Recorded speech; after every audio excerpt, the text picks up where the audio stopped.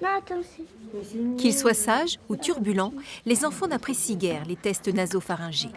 Et en fait, tu vas passer ta langue dans ta bouche pour faire de la salive. Cracher devient alors une meilleure option.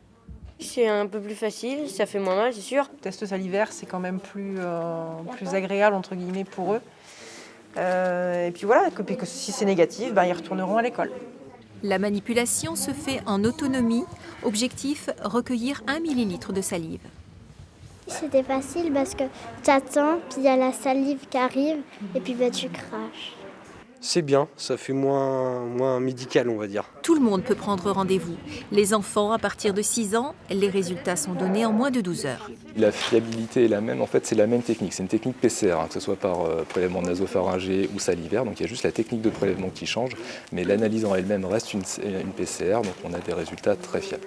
On est à peu près à 90% de fiabilité, en nasopharyngé on est vers les 92%, donc on reste quand même une sensibilité très importante qui est quand même supérieure aux autotests et puis aux tests antigéniques. Ce centre lyonnais est le deuxième de la région, après Cholet. Un prochain ouvrira d'ici quelques jours au Sables-d'Olonne. Des initiatives privées bienvenues, estime l'ARS. Là, on est à des niveaux de dépistage jamais atteints. Plus de 73 000 tests ont été réalisés la semaine dernière, dont 27 000 se sont révélés positifs. Donc plus il y aura ces alternatives qui viendront répondre aux attentes et aux besoins de la population.